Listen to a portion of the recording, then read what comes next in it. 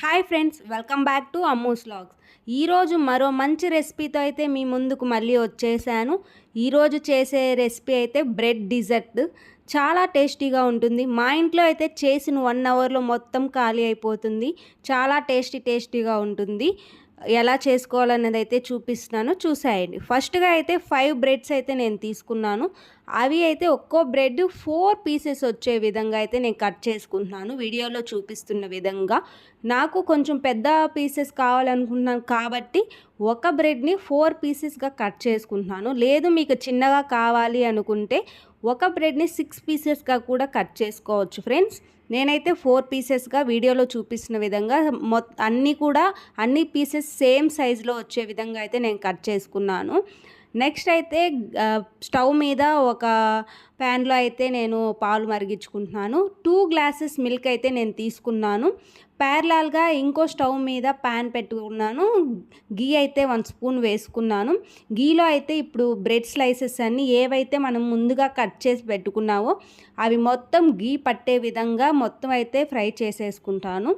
గీ వల్ల ఏంటంటే టేస్ట్ అన్నది బాగా పెరుగుతుంది. లేదు మాకు గీ అన్నది వద్దనుకుంటే ఆయిల్లో కూడా ఫ్రై చేసుకోవచ్చు ఫ్రెండ్స్. కానీ ఆయిల్ అంత టేస్ట్గా ఉండదు. గీలో చేసుకోవటం వల్ల ఏంటంటే టేస్ట్ బాగుంటుంది. ఈ బ్రెడ్ స్లైసెస్ అన్నది ఎక్కువగా వేగాల్సిన అవసరం లేదు. లైట్గా బ్రౌన్ కలర్ వచ్చే వరకు వేయించుకుంటే చాలు. 2 సైడ్స్ కూడా నేనైతే గీ రాసుకుంటున్నాను. ఫస్ట్ సైడ్ ఇందాక ప్యాన్ మీద పూసుకున్నాను. ఇప్పుడైతే సెకండ్ సైడ్ కూడా గీ స్ప్రెడ్ చేసుకుంటున్నాను.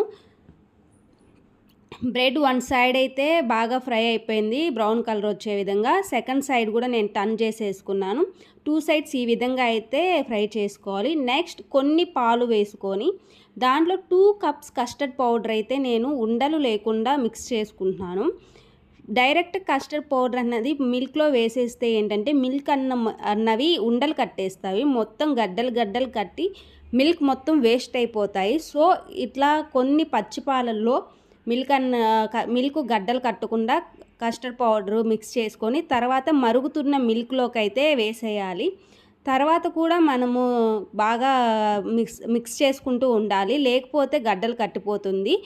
1 మినిట్కి ఒకసారి అయితే పాలు మనము స్టవ్ ఆఫ్ చేసుకునే లోపు కూడా మనము మిక్స్ చేసుకుంటూనే ఉండాలి ఫ్రెండ్స్. లేకపోతే మిల్క్ అన్నవి గడ్డలు కట్టేసి ఆ కస్టర్డ్ పౌడర్ వల్ల దేనికి యూజ్ లేకుండా అయిపోతుంది.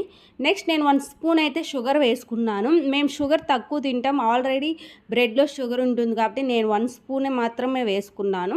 మీరైతే 3 స్పూన్స్ దాకా కూడా వేసుకోవచ్చు మీకు కావాలనుకుంటే. తర్వాత ఆ షుగర్ మొత్తం కూడా బాగా కలిసే విధంగా మిక్స్ చేసుకుంటున్నాను. ఈ విధంగా పాలులో కస్టర్డ్ పౌడర్ మిక్స్ చేసుకోవాలి. నెక్స్ట్ స్టవ్ ఆఫ్ చేసేసుకొని గోరువెచ్చగా ఉన్నప్పుడు పాలన్నవి మనము ఈ బ్రెడ్లోకి పోసుకోవాలి. మరి వేడిగా పోసుకోకూడదు. ఫస్ట్ అయితే కొన్ని బ్రెడ్లు పెట్టేసుకున్నాను, దాని మీద కొన్ని పాలైతే కస్టర్డ్ మిల్క్ అయితే పోసుకుంటున్నాను. తర్వాత దాని మీద ఇంకో లేయర్ బ్రెడ్ పెట్టేసుకుంటున్నాను, వీడియోలో చూపిస్తున్నాను కదా ఆ విధంగా. తర్వాత మిగిలిన పాలన్నీ కూడా పోసేసుకున్నాను. ఇప్పుడైతే డ్రై ఫ్రూట్స్ అయితే నేను కాజు, బాదం అయితే తీసుకుంటున్నాను. మీకు నచ్చిన డ్రై ఫ్రూట్స్ మీరు తీసుకోవచ్చు టేస్ట్ కోసం. తర్వాత ఇది వేడిగా ఉన్నప్పుడు కూడా తినేయొచ్చు, టేస్ట్గా ఉంటుంది. లేదనుకుంటే ఈ సమ్మర్లో కూల్గా తినాలనుకుంటే ఫ్రిడ్జ్లో 1 అవర్ పెట్టేసి కూల్గా తినొచ్చు. ఐస్ క్రీమ్తో పాటు సర్వ్ చేసుకుంటే చాలా టేస్ట్గా ఉంటుంది. లేదనుకుంటే కూల్గా వితౌట్ ఐస్ క్రీమ్ తిన్నా కూడా చాలా టేస్ట్గా అయితే ఉంటుంది ఫ్రెండ్స్.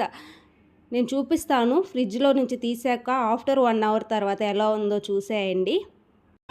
ఆఫ్టర్ 1 అవర్ తర్వాత అయితే కూల్గా సర్వ్ చేసుకొని తింటే చాలా టేస్ట్గా ఉంటుంది. ఇదేనండి బ్రెడ్ డిజర్ట్ రెసిపీ అయితే ఈరోజు వీడియో అయితే.